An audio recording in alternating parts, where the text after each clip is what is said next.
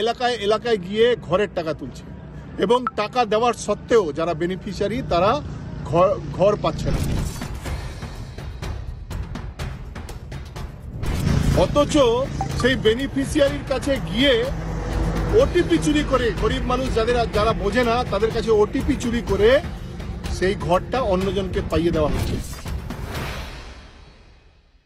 আমি ধিক্কার জানাচ্ছি এই সরকারকে, যারা নিচু থেকে ওপর অব্দি দুর্নীতির সঙ্গে যুক্ত, এবং আমার মনে হয় এর ভাগ ওপর অব্দি যাচ্ছে।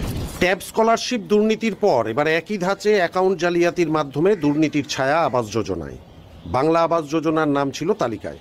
সমীক্ষা শেষে চূড়ান্ত তালিকা প্রস্তুত হওয়ার পর মোবাইলে আসে ওটিপি, কিন্তু তারপর টাকা ঢুকে যায় অন্য অ্যাকাউন্টে। প্রশাসনের কাছে অভিযোগ দায়ের করার পরেও হয়নি সুরাহা। মালদার হরিশ্চন্দ্রপুর থানার ইলাম এলাকার ঘটনা। আমার অভিযোগ হলো, আমার নামে ঘরের লিস্টে নাম ছিল, নাম থাকা সত্ত্বেও আবার অফিসাররা আসলো উপর থেকে, আসার পর ইনকোয়ারি করলো। ইনকোয়ারি করার পর আমার টাকা আমার কিন্তু অ্যাকাউন্টে ঢুকেনি, অন্য অ্যাকাউন্টে চলে গেছে।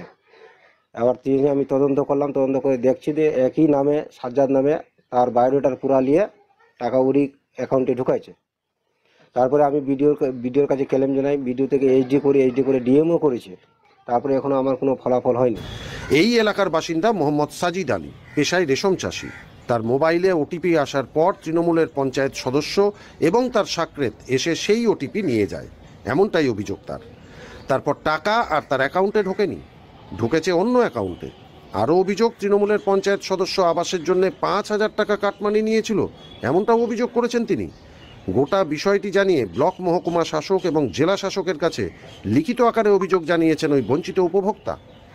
নাম ছিল, আবাস তালিকা নাম আসছে, নাম ছিল।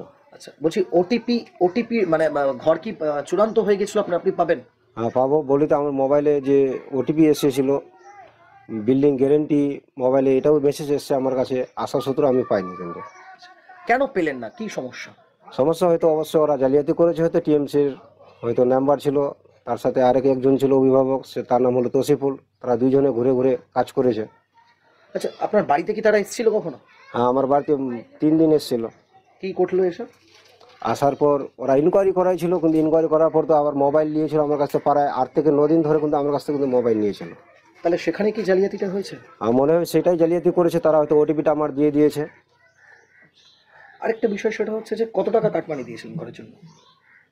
5,000 টাকা দিয়েছিলাম। কাকে দিয়েছিলেন? বাবুলকে। কিসের জন্য দিলেন টাকাটা? টাকাটা দিয়েছিলাম যে ঘরের খরচের জন্য লাগবে, তার জন্য দিয়েছিলাম। ওটা কি চেয়েছিলেন? আর চেয়েছিল, কি বলেছিল?